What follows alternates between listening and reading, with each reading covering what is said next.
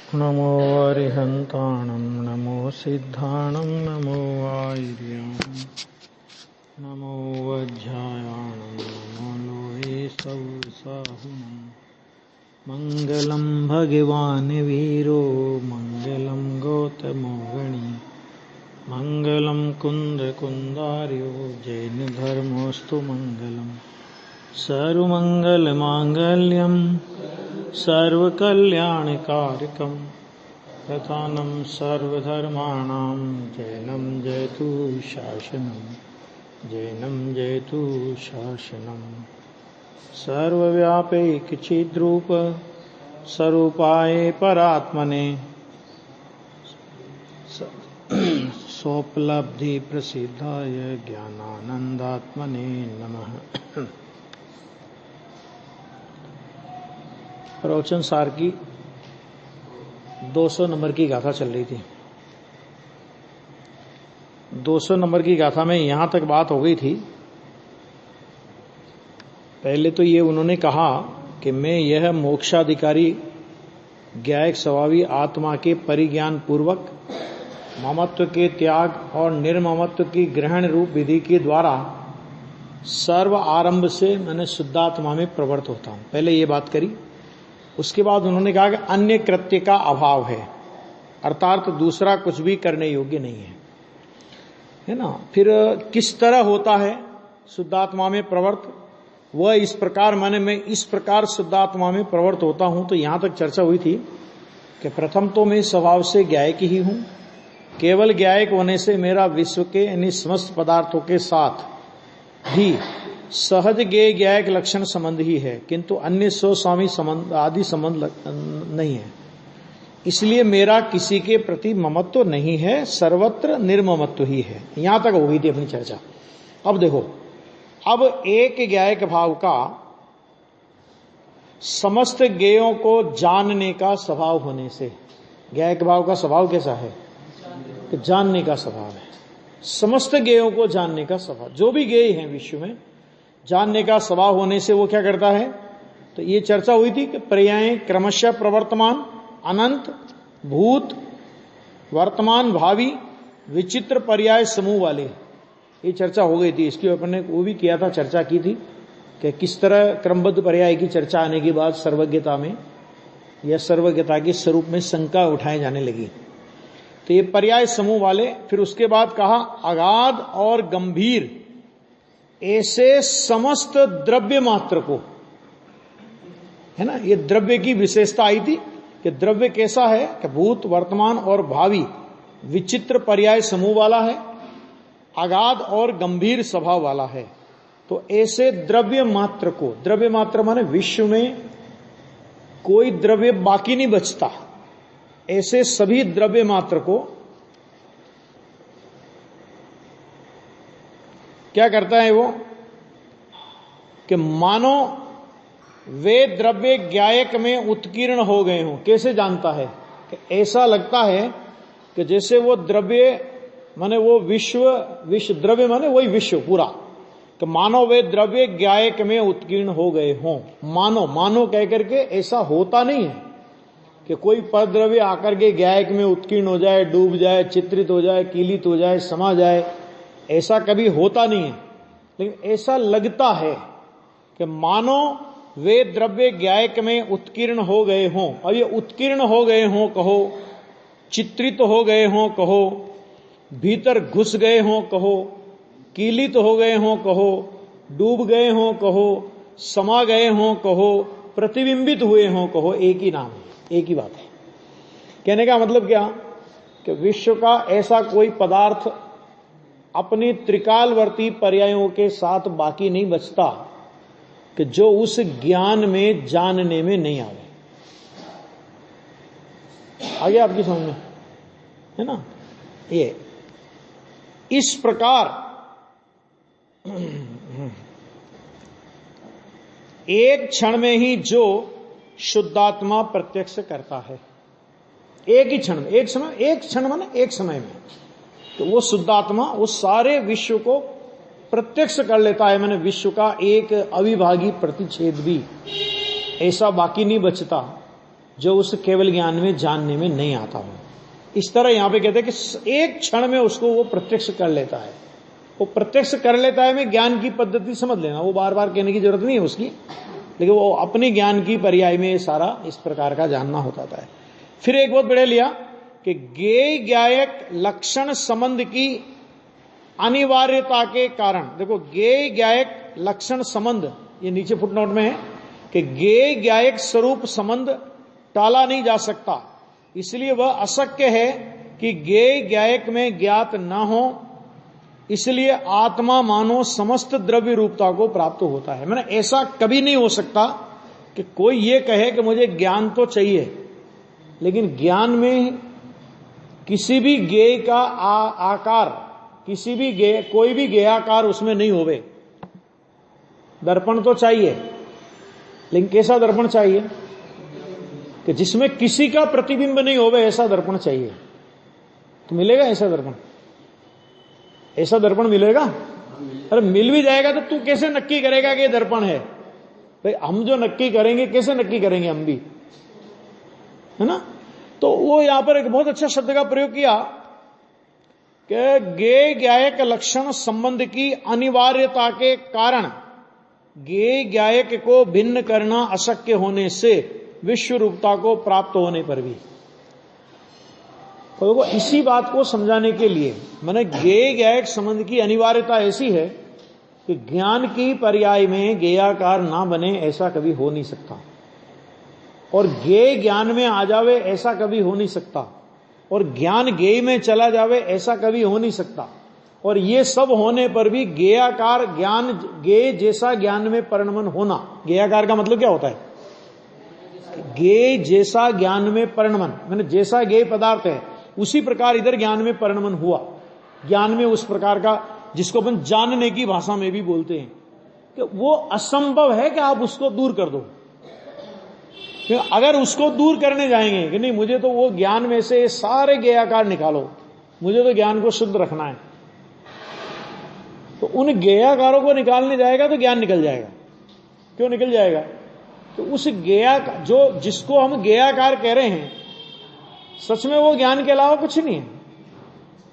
और इसी बात को समझाने के लिए अमृतचंद्र आचार्य ने समय सार के अंत में जो परिशिष्ट है, उस परिशिष्ट में लगातार 14 कलश लिखे, 14 भंग के 14 कलश, और 14 कलश में अज्ञानी को 14 बार पशु कहा है। जो अमृतचंद्र आचार्य आत्मा को भगवान कहते नहीं थकते, वे अमृतचंद्र आचार्य अज्ञानी को 14 बार लगातार 14 कलशों में पशु कह रहे हैं। और पशु क्यों कह रहे हैं? वो इसी वजह से, तो उसको ये लगता है कि मेरे ज्ञान में ज्ञेय घुस गए, तो इसलिए इन ज्ञेयों को मैं निकालूं तो मेरा ज्ञान शुद्ध हो। मेरे ज्ञान में ये पर पदार्थ का आकार आ गया, इस पर पदार्थ के आकार को मैं निकालूं तो मेरा आकार शुद्ध हो, है ना? तो इस तरह 14 तरह के भंग वहां पर उन्होंने लिखे और उसकी वो चर्चा वहां पर की है। तो ये कह रहे हैं वो अशक्य है कि तुम ज्ञेय और ज्ञायक को भिन्न कर दो, वो अशक्य है। क्योंकि वो दो, देखो अशक्य क्यों है कि वो दो चीज है ही नहीं। ज्ञायक है और ज्ञेयाकार है, तो ज्ञेयाकार भी हो तो ज्ञान ही है ना, दो चीज है कहां जी तुम अलग करोगे उसमें से, हाँ?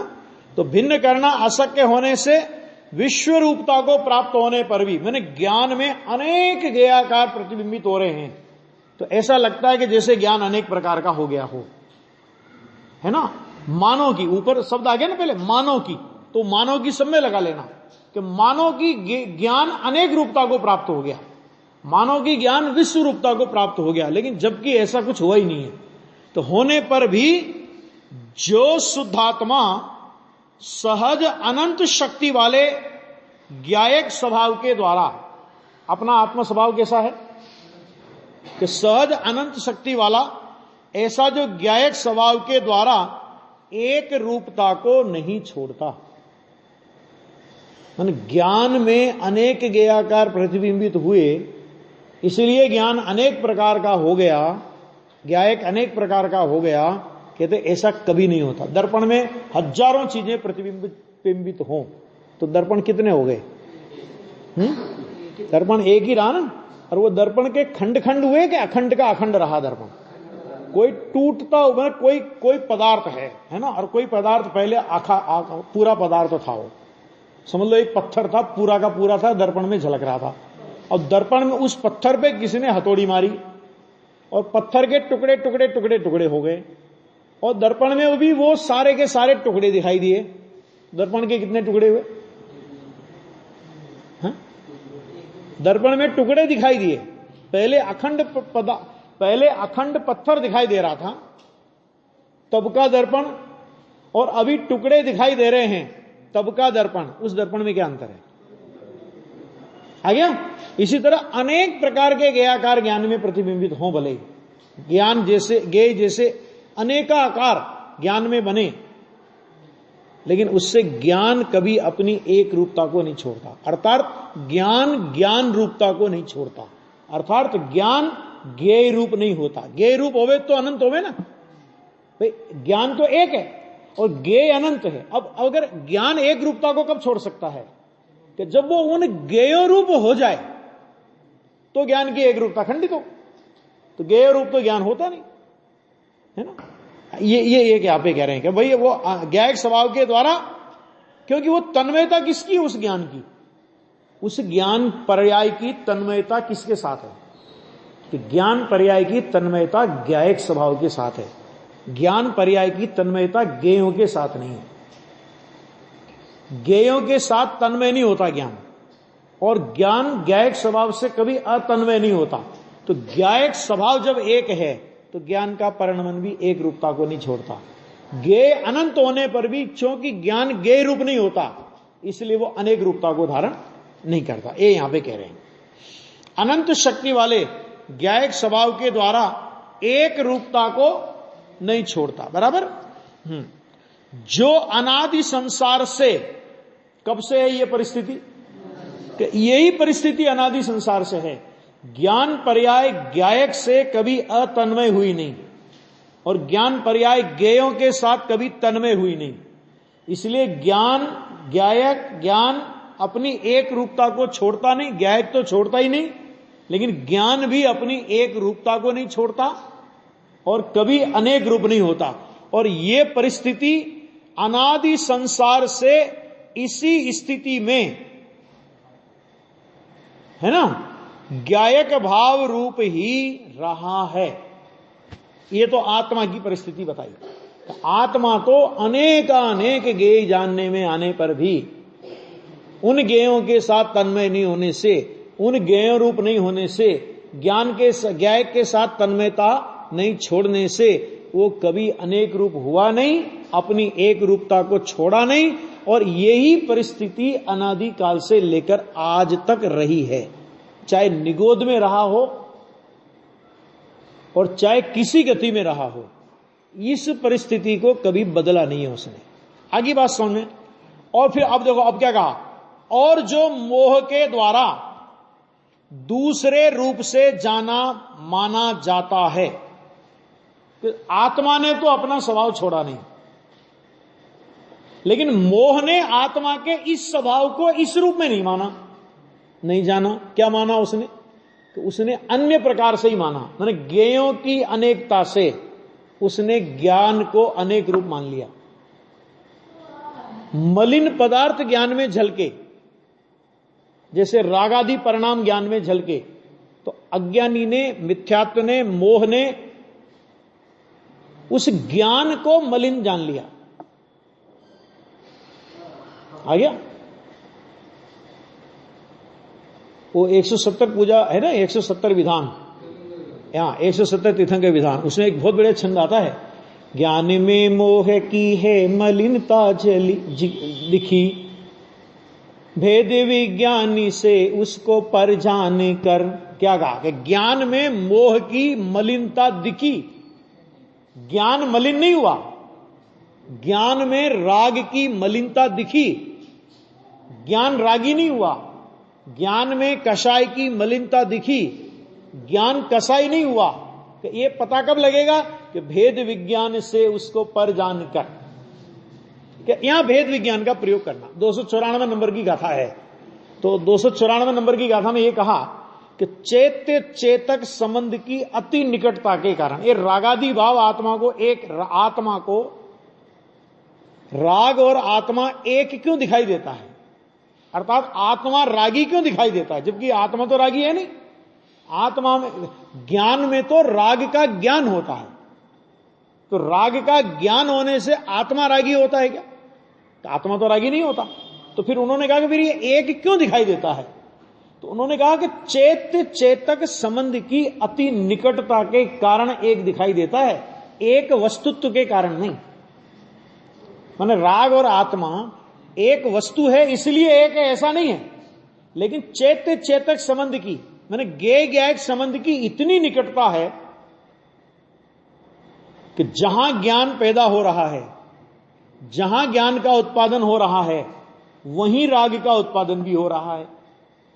जिस समय ज्ञान का उत्पादन हो रहा है उसी समय राग का भी उत्पादन हो रहा है, और ज्ञान की पर्याय में उस राग संबंधी ज्ञेयाकार बनता हुआ, अर्थात ज्ञान राग को जानता हुआ परिणम रहा है, और अज्ञानी को भेद ज्ञान नहीं है।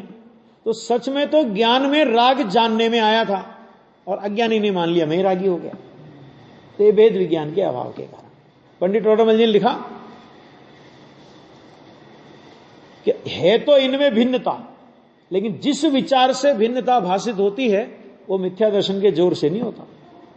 इतना जोर मिथ्या दर्शन का है कि आत्मा रागी नहीं है, तो ये क्या बोलेगा, वो तो सिद्ध भगवान नहीं है, अभी तो अपन रागी हैं। फिर राग किसका लक्षण है? तो उन्होंने कहा कि राग बंध का लक्षण है। 294 में कहता है ना, तो उन्होंने कहा कि बंध और आत्मा को भिन्न भिन्न अपने अपने लक्षणों से न्यारे न्यारे जानो तुम। तो राग है वो बंध का लक्षण है, और ज्ञान है वो आत्मा का लक्षण है। समझा क्या? तो राग से बंध को पहचानो और ज्ञान से आत्मा को पहचानो। हमने क्या किया कि राग से बंध को पहचानने के बजाय ज्ञान में राग का आकार देख करके आत्मा को राग के रूप में पहचान लिया। ये गलती करी। ये 294 गाथा में है, बहुत अच्छा विषय है उसमें। तो देखो मोह के द्वारा क्या किया जाता है कि जो मोह के द्वारा दूसरे रूप में जाना माना जाता है, उस शुद्धात्मा को, जिस शुद्धात्मा को मैंने मोह के द्वारा अन्य प्रकार से अनादिकाल से जाना माना है, उस शुद्धात्मा को यह मैं मोह को उखाड़ फेंक कर, क्या शब्द का प्रयोग किया? दबाकर नहीं, मंद करके नहीं, सीधी काय की बात करी, मोह को उखाड़ फेंक कर। उखाड़ फेंकने का मतलब समझे? तो अब वो दोबारा उगे नहीं, जड़ से निकाल दिया उसको, ऐसा उखाड़ फेंक कर। फिर क्या करता हूं? अति निष्कंप रहता हुआ, जो कंपित होता था ना, मैं रागी, मैंने राग झलका तो फिर मानने लगा मैं रागी, फिर क्रोध कसाय झलकी तो मैं क्रोधी, शरीर का झलका तो मैं मनुष्य, मैंने इस तरह वो कंपित होता था बार बार। अभी क्या हुआ कि मैं तो एक ज्ञायक भाव हूं, बस अब निष्कंप हो गया वो, अब वो हिलेगा डुलेगा नहीं। तो यहां पे कहते हैं कि निष्कंप होता हुआ यथास्थित, मैंने जैसा का तैसा ही प्राप्त करता हूं। कैसा प्राप्त करता हूं कि आत्मा जैसा है। कैसा है आत्मा? कि आत्मा स्वभाव से ही ज्ञायक है। तो स्वभाव से ही ज्ञायक है ये तो है, लेकिन स्वभाव से ही ज्ञायक है ऐसा उसे प्राप्त करता है। अर्थात क्या मतलब कि ऐसा श्रद्धा ज्ञान चारित्र में स्वीकार करके ज्ञायक स्वभाव रूप जैसा सामान्य स्वभाव है वैसा विशेष अर्थात पर्याय में परिणमन करता है। इसका नाम उसे प्राप्त करता है। आ गया? इस प्रकार अब देखना बहुत जोरदार, इस प्रकार दर्शन विशुद्धि जिसका मूल है, चारित्र की बात करनी नहीं है। तो यहां तो कहेगा आगे का अधिकार मुनिराज के अंतरंग बहिरंग स्वरूप के संबंध में आने वाला है। तो मुनिराज की दशा के पहले क्या होना चाहिए और क्या होता है जिसके बिना मुनि दशा नहीं होती। तो उसलिए कहा कि इस प्रकार दर्शन विशुद्धि जिसका मूल है, ऐसी सम्यक ज्ञान में उपयुक्तता के कारण, माने मैं सम्यक ज्ञान में उपयुक्त होता हूं। तो सम्यक ज्ञान का मूल कौन है? कि सम्यक दर्शन, दर्शन विशुद्धि, वो सम्यक ज्ञान का मूल है। सम्यक ज्ञान कब तक नहीं होगा? कि जब तक सम्यक दर्शन नहीं होगा। और सम्यक दर्शन और सम्यक ज्ञान नहीं होगा तो सम्यक चारित्र हो जाएगा कि नहीं हो जाएगा? हो जाएगा कि नहीं हो जाएगा? नहीं हो जाएगा, नहीं होगा। कितना ही करें। अभी अपने में भी कुछ लोग आजकल उल्टा उपदेश देने लगे, बड़े बड़े जो नामधारी हो गए ना, तो वो ये कहते हैं कि भैया ये जो 40-40, 50-50 साल से समय सार सुनते हैं और इनको सम्यक दर्शन नहीं हुआ, तो क्यों नहीं हुआ? पता है आपको क्यों नहीं हुआ? आप लोगों को भी पता नहीं हो तो मैं बता दूं वो लोग क्या बोलते हैं। नाम भी बता सकता हूं मैं, तो कोई डरने की बात नहीं, लेकिन बताने से कोई फायदा नहीं है। तो वो ये बोलते हैं कि देखो साहब, अन्याय, अनीति और अभक्ष का सेवन करता है, इसलिए इस समय दर्शन नहीं होता। अब मुमुक्षु कहलाने लायक और मुमुक्षुओं की गद्दी पर बैठकर ऐसा उपदेश करे और मुमुक्षु उसे सुने, समझ में आ गया ना? उस उपदेशक को तो धिक्कार है ही, लेकिन उस मुमुक्षु को भी धिक्कार है जो ऐसा सुनता है। क्यों? कि भाई साहब, आप अन्याय, अनीति, अभक्ष के त्याग की प्रेरणा दो, उसका कोई निषेध नहीं कर रहा, लेकिन इसलिए सम्यक दर्शन नहीं हुआ कि ये करता है। तो मेरा प्रश्न ये है कि द्रव्यलिंगी मुनि जब बना था आत्मा और 9वें ग्रेवक गया था, तभी कौन सा अन्याय, अनीति और अभक्ष का सेवन किया था? बताना जरा उसे। और ऐसा एक बार नहीं, अनंत बार किया है। ख्याल में आएगी? नहीं है? नहीं है? अन्याय, अनीति, अभक्ष के त्याग की प्रेरणा तो किसने मना किया, लेकिन उसका संबंध इस तरह जोड़ करके ये तुम ये समय सार तो पढ़ रहे हो लेकिन ये नहीं कर रहे हो ना, माने कुछ करोगे तो तुम्हें समय दर्शन होगा। तो जिस मार्ग से गुरुदेव ने हटाया, गुरुदेव क्या ये बोलते थे कि अन्याय, अनीति, अभक्ष का सेवन करो? कभी बोला गुरुदेव ने? कभी आचार्यों ने बोला, लेकिन कभी उन्होंने ये कहा कि ये करो कि इसलिए तुम्हें तुम्हारा समय दर्शन अटका। समय दर्शन तो तैयार खड़ा है आने के लिए, तुम अन्याय, अनीति, अभक्ष ये छोड़ दो, अभी तो समय दर्शन आ जाएगा, है ना? कैसी मूर्खता जैसी बातें हैं। प्रश्नों का क्या उत्तर दोगे? शेर को कौन सा अन्याय, अनीति, अभक्ष कौन सा छोड़ा था फिर उसने? बताना जरा। सम्यक दर्शन, देखो एक चीज समझ लेना कि सम्यक दर्शन चारों गति में होता है, पहली बात तो ये समझना। और चारों गति के जीवों को सम्यक दर्शन से संबंधित नियम वो होना चाहिए कि जो चारों गति के जीवों में लागू हो जाए। समझ आ गया? सम्यक दर्शन की प्राप्ति के लिए जो जीव प्रयत्नशील होता है, सम्यक दर्शन के योग्य कसाय की मंदता वहां अपने आप हो जाती है। कसाय की मंदता कर करके मैं सम्यक दर्शन प्राप्त कर लूंगा कि ये तो सम्यक दर्शन तो प्राप्त करेगा ही नहीं, मिथ्यात्व को और दृढ़ करेगा, गृहीत मिथ्यात्व और पालेगा। समझा गया ना? लेकिन क्या करे, वेश बदल लिया, थोड़ा सा भोजन बदल लिया, तो अपने आप को त्यागी और धर्मात्मा न जाने क्या क्या मानने लगे लोग। आगे समझ में? ये नहीं है, ये जैन दर्शन का उपदेश नहीं है। जैन दर्शन का प्रथम उपदेश है तू आत्मा को जान। अब वो आत्मा को जानने के लिए आया तो कसाय की तीव्रता में आया है कि मंदता में आया? मुझे ये बता दे कोई। कसाय की तीव्रता जिनकी है ना, वो 10वें मतलब कितने दिन, कितने लोग अपन मंदिर में बैठे रहते, सुनते हैं, स्वाध्याय सुनते हैं, कितने लोग अपन बैठे हैं अभी आत्मा की चर्चा कर रहे हैं, तो बिना कसाय की मंदता के तो नहीं आ गए, है ना?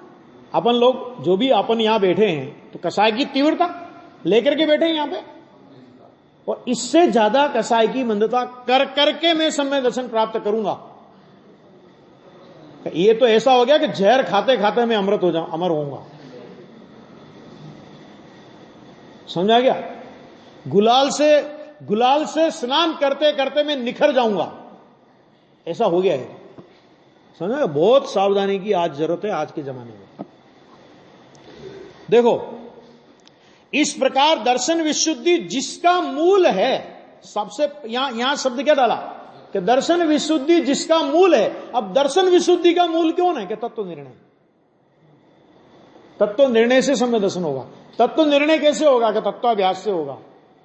तत्वाभ्यास कैसे होगा कि तत्व की रुचि से होगा। आ गया ना। ये क्रम, ये उपदेश की व्यवस्था है, ये क्रम है उपदेश का कि तत्व रुचि का उपदेश हो, तत्व अभ्यास का उपदेश हो, तत्व निर्णय का उपदेश हो, तत्व परिणमन का उपदेश हो।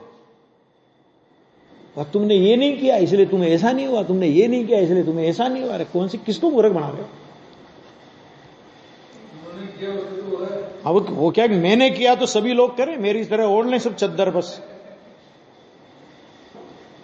तो दर्शन विशुद्धि जिसका मूल है, हाँ हाँ हाँ, नहीं होता। वही तो कह रहा हूं, कहां सम्यक दर्शन का, कहां मैंने चारों गति के जीवों में होता है। और अभी क्या है, पचा नहीं सके ऐसी बात है। सच तो यह है, एक मतलब बहुत स्पष्ट है, ये जिनवाणी का है कि जो पद तेरा नहीं है, जो भूमिका तेरी नहीं आई है, अभी तेरे को सम्यक दर्शन का ठिकाना नहीं है। और मैंने श्रावक के व्रत ले लिए, मैंने मुनि के व्रत ले लिए, मैं श्रावक हूं, मैं मुनि हूं, कहते गृहीत मिथ्यात्व का पोषक है तू। क्यों? क्योंकि श्रावक के संबंध में तेरी भूल है। श्रावक सम्यक दर्शन के बिना नहीं होता, मुनि दशा सम्यक दर्शन के बिना नहीं होती। पहली बात तो तूने ले ली, चल कोई बात नहीं, ले ली, कम से कम ये तो मान कि मैंने ले ली है, मेरी ये दशा नहीं है, तो मायाचारी का पाप नहीं लगेगा। नहीं तो मायाचारी का पाप और लगेगा। और अगर ये दशा मानी और मनवाई तो मुनि दशा और श्रावक दशा के स्वरूप के संबंध में भूल, सम्यक दर्शन के बिना वो दशा मानी तो गृहीत मिथ्यात्व का पाप लगेगा महा, तो बचा नहीं पाएगा। ये मैं नहीं कहता हूं, ये गुरुदेव श्री के प्रवचन में है। तो गुरुकान दृष्टिमान में 7वां भाग है ना, उसमें एक बहुत शानदार प्रवचन लिया उन्होंने। आचार्य क्यों कह रहे हैं कि सम्यक, आचार्य भगवान क्यों कह रहे हैं कि इस प्रकार दर्शन विशुद्धि जिसका मूल है, क्यों कह रहे हैं आचार्य भगवान ये बात। आ गया। फिर क्या कह रहे हैं, ऐसी सम्यक ज्ञान में उपयुक्तता के कारण अत्यंत अव्याबाद मन निर्विघ्न लीनता होने से। फिर क्या होता है, साधु होने पर भी, अभी है तो साधु, सम्यक ज्ञान माने सम्यक ज्ञान हुआ, दर्शन विशुद्धि जिसका मूल है, ऐसी दर्शन विशुद्धि के मूल पूर्वक सम्यक ज्ञान हुआ। और सम्यक ज्ञान में उपयुक्तता के कारण क्या हुआ कि अत्यंत अव्याबाद माने निर्विघ्न लीनता हो गई, स्वरूप में हो गई। अब निर्विघ्न लीनता होने पर अभी वो साधु है। कौन है? साधु। लेकिन आपको पता है, इसी प्रवचन सार की 272 नंबर की गाथा में 271 में द्रव्यलिंगी को संसार तत्व कहा, और 272 गाथा में 6ठे 7वें गुणस्थान की भूमिका में झूलने वाले भावलिंगी संत को मोक्ष तत्व कहा। कौन सा तत्व का? मोक्ष तत्व। क्यों? कि मुनिराज तो संवर निर्जरा तत्व है ना, कि संवर निर्जरा कारण है। ध्यान से सुनना, संवर निर्जरा कारण है और मोक्ष कार्य है। तो कार्य का कारण में उपचार किया और भावलिंगी संत को 6ठे 7वें गुणस्थान की भूमिका में मोक्ष तत्व कह दिया। आ गया। मुनि दशा की तो वो महिमा है कि वो मोक्ष तत्व है, लेकिन होना चाहिए ऐसा। पंचम काल चौथा काल कुछ नहीं चलता उसमें। आ गया। लीनता होने से, साधु होने पर भी साक्षात सिद्धभूत, क्या शब्द का प्रयोग किया? साधु होने पर भी साक्षात सिद्धभूत, ऐसा यह निज आत्मा को तथाभूत सिद्धभूत परमात्माओं को उसी में एक परायणता जिसका लक्षण है, ऐसा भाव नमस्कार सदा ही स्वयमेव हो। क्या कह रहे हैं? देखो, ज्ञेय ज्ञायक रूप समझ, ये हो गया। नंबर 2, उसी में मैंने नमस्कार करने योग्य पदार्थ में, भाव्य में मात्र भाव्य में ही परायण, भाव्य माने शुद्धात्मा, उसी में परायण, उसी में एकाग्र, उसी में लीन होना, है ना, उसका नाम भाव नमस्कार लक्षण है। और स्वयमेव मैंने आचार्य देव शुद्धात्मा में लीन होते हैं, इसलिए स्वयमेव भाव नमस्कार हो जाता है। मैं भाव नमस्कार करूं, ये विकल्प द्रव्य नमस्कार है। समझ आ गया? नमस्कार, भाव नमस्कार करूं, द्रव्य नमस्कार करूं वो तो है ही, लेकिन मैं आत्मा को मैं भाव नमस्कार करूं, ये भी द्रव्य नमस्कार है। तो क्या है भाव नमस्कार? तो आचार्य देव जो शुद्धात्मा में लीन होते हैं ना, तो वो शुद्धात्मा में लीन होने का नाम ही क्या है वो, कि वो भाव नमस्कार है। इस तरह ज्ञेय तत्व प्रज्ञापन अधिकार में 200 नंबर की गाथा में आचार्य देव ने साम्य की प्रतिज्ञा की चर्चा की। अब इसका कलश नंबर 10, 11 और 12, ये 3 कलश हैं। तो देखो यहां पे ये आ गया। हाँ, अब श्लोक द्वारा जिनेन्द्रोक्त माने जिनेन्द्र भगवान के द्वारा कहे गए शब्द ब्रह्म के सम्यक अभ्यास का फल कहा जाता है।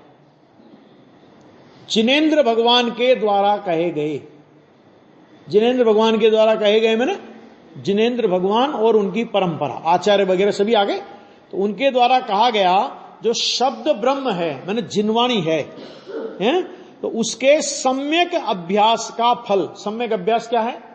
स्व शुद्धात्मा के लक्ष्य पूर्वक उस शास्त्र का अभ्यास, उसका फल कहते हैं कि इस प्रकार ज्ञेय तत्व को समझाने वाले, ज्ञेय तत्व प्रज्ञापन का अधिकार चला ना, तो ज्ञेय तत्व को समझाने वाले जैन ज्ञान में,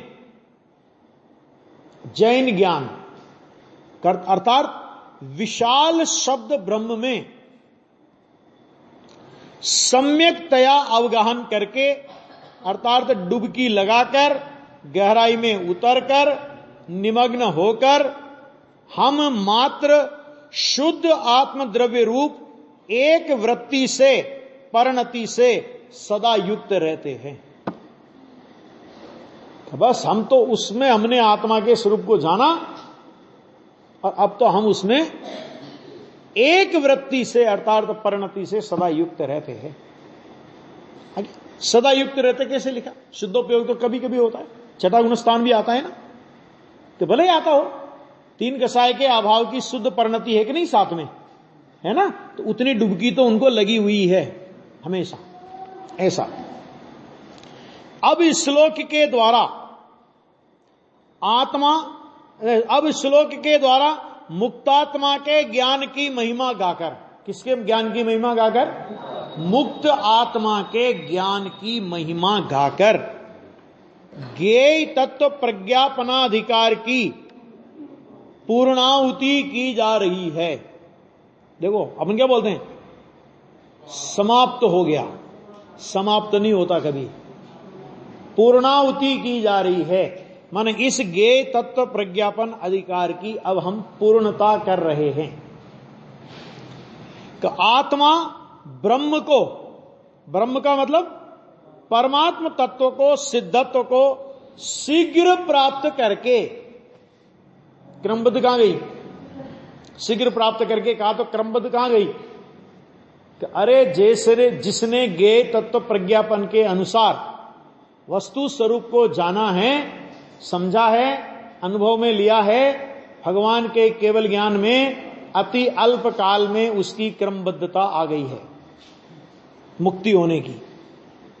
फिर क्या कहा? शीघ्र प्राप्त करके, क्या कहते हैं? असीम, जिसकी कोई मर्यादा नहीं, ऐसा अनंत विश्व को शीघ्रता से एक समय में ज्ञेय रूप करता हुआ, सारा विश्व एक समय में ज्ञान की पर्याय में की हल में गया करता हुआ। फिर क्या कहा? भेदों को प्राप्त ज्ञेयों को, ये शब्द ध्यान से सुनना अभी जरा, भेदों को प्राप्त ज्ञेयों को यानी अनेक ज्ञेयों को, फिर आचार्य क्या कहते हैं? ज्ञान रूप करता हुआ। ये शब्द ज्ञान रूप करता हुआ माने अनेक प्रकार के ज्ञेयों को ज्ञान में जानता हुआ, ज्ञान रूप करता हुआ, माने ज्ञान में जानता हुआ। ज्ञेय में ज्ञेयों को नहीं जानता, ज्ञेय में ज्ञेयों को नहीं जानता, ज्ञान ज्ञेयों को ज्ञान रूप करता हुआ, अर्थात ज्ञान में जो जानने में आ रहा है वो ज्ञान ही है। इसलिए वो ज्ञेय भी ज्ञान में ज्ञान रूप होकर के जानने में आते हैं। क्या कहा? ज्ञेय भी ज्ञान में ज्ञान रूप होकर के जानने में आते हैं, अर्थात अनंत ज्ञेयाकार जिस ज्ञान की परिणति में बन रहे हैं, ऐसे अनंत ज्ञेयाकार रूप अपनी ज्ञान परिणति को भगवान आत्मा जानता है। वो ज्ञान परिणति है, वो ज्ञेय नहीं है। इसलिए कहा ज्ञेयों को ज्ञान में जानता हुआ।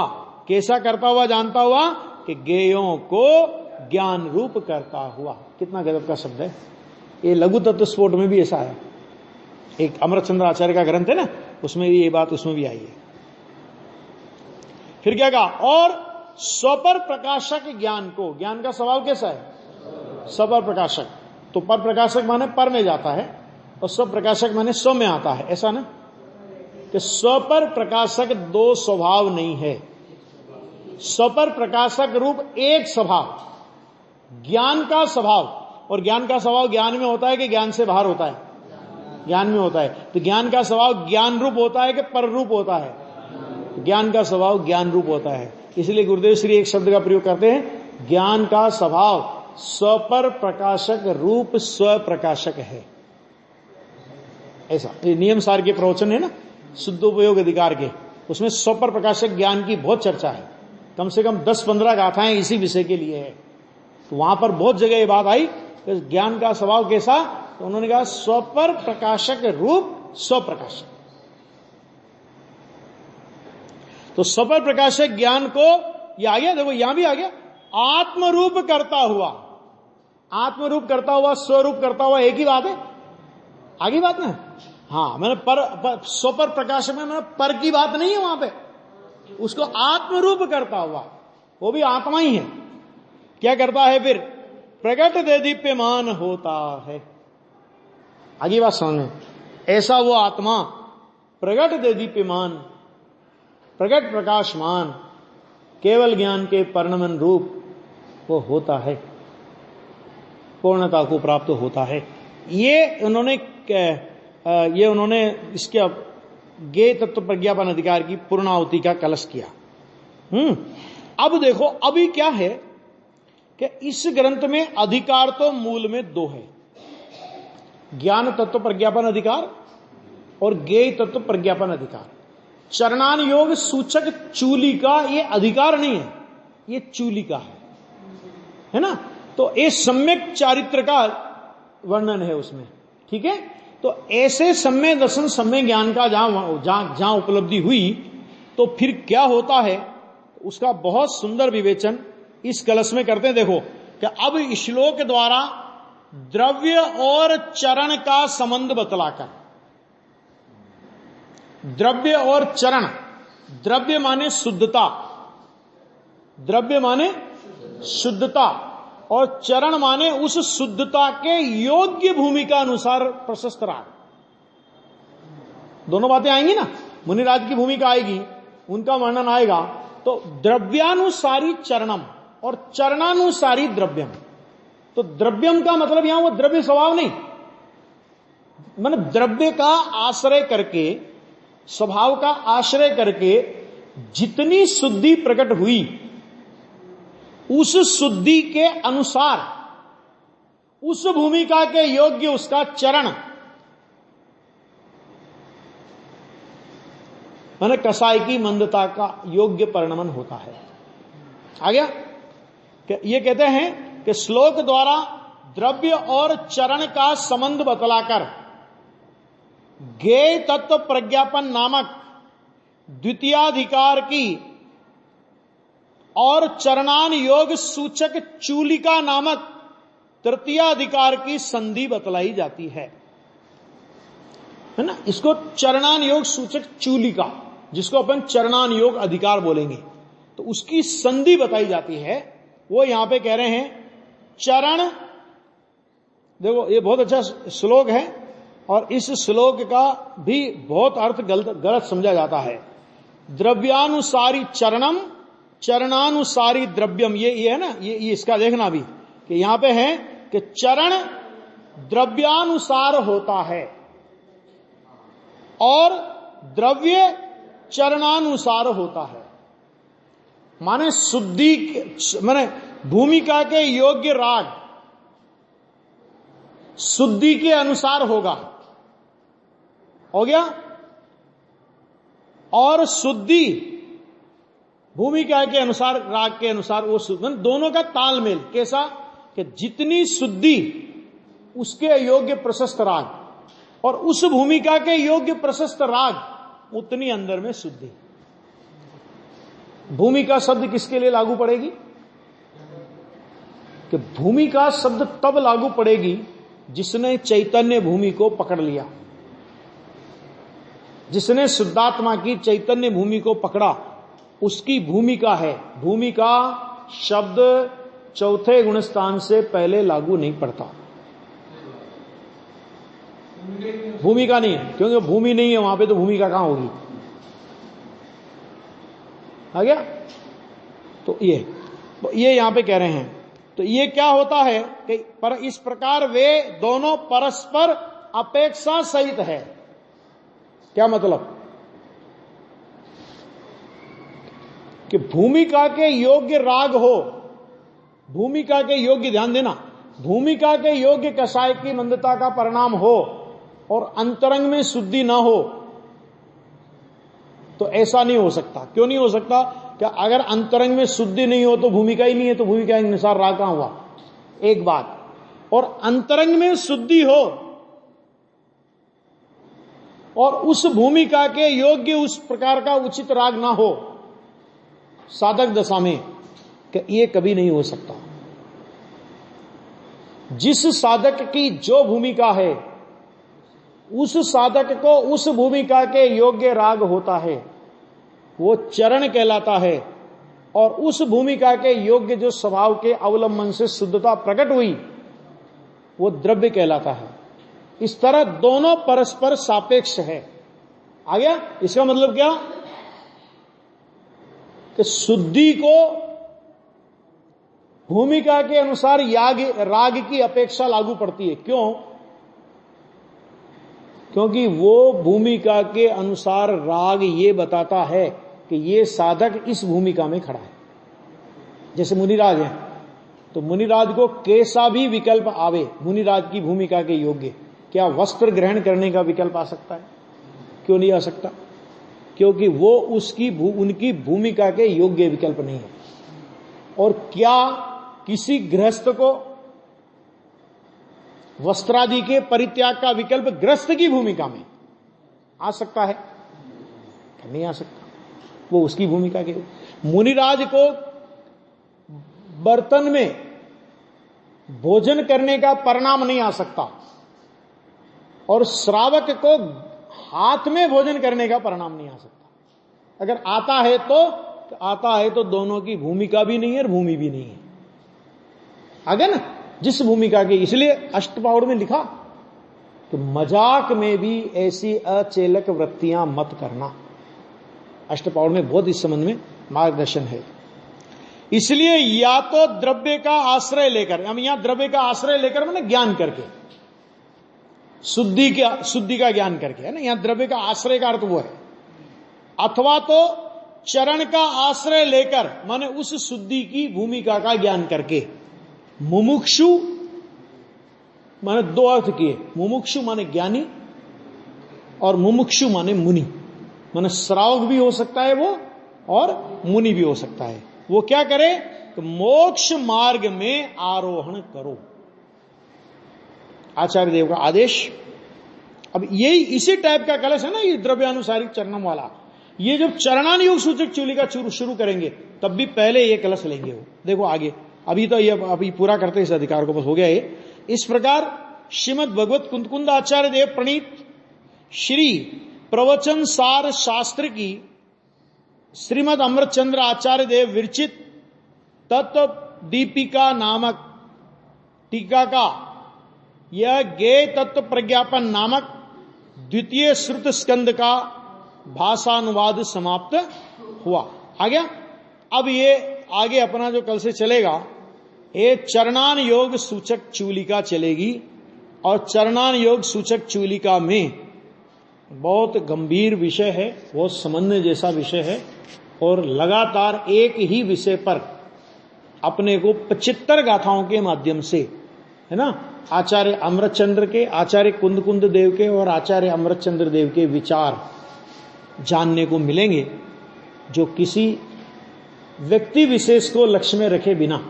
बस ये बात, इस चरणानुयोग सूचक चूलिका को सुनने से पहले ये अपन समझ लें, क्योंकि मुनिराज का विशेष रूप से वर्णन आएगा और सब तरह से वर्णन आएगा, तो उस समय हमारे चित्त में कोई वर्तमान का व्यक्ति विशेष ना रहे। स्वरूप ऐसा होता है, हमें स्वरूप समझना है। यदि हमें बनना है तो ऐसा बनना है, और यदि हमें मानना है तो ऐसों को मानना है। दो बातें हो गई। बनना है तो ऐसा बनना है, और मानना है तो ऐसा मानना है। नहीं बन सके तो ऐसे की ऐसे बनने की भावना करना है, और ऐसे स्वरूप के धारक नहीं मिले तो ऐसे स्वरूप के धारक मुनिराजों के दर्शन हमें हों, ऐसी भावना करना है। लेकिन गलत को सही नहीं मानना है ना। ये बात इसमें बहुत अच्छे से, और मैं ये समझता हूं कि जितना चरणान योग सूचक चूलिका में मुनिराज के स्वरूप का जिस तरह से विशद विवेचन किया है, आपको पूरे ग्रंथों का आपको इसमें सार मिलेगा। और अपन जो, मैं कल एक किताब दूंगा, मुझे याद दिलाना, मुनि दशा के प्रश्नोत्तर हैं जो हमने निकाले थे ना, तो उसमें करीब 88 ग्रंथों पर के आधार से और मुनि दशा के प्रश्नोत्तर है, तो उसकी भी पीडीएफ यहां रख लेना। तो वो पीडीएफ भी अपने काम आएगी, तो उसका भी अपन इस चर्चा में यदा तदा उपयोग करेंगे।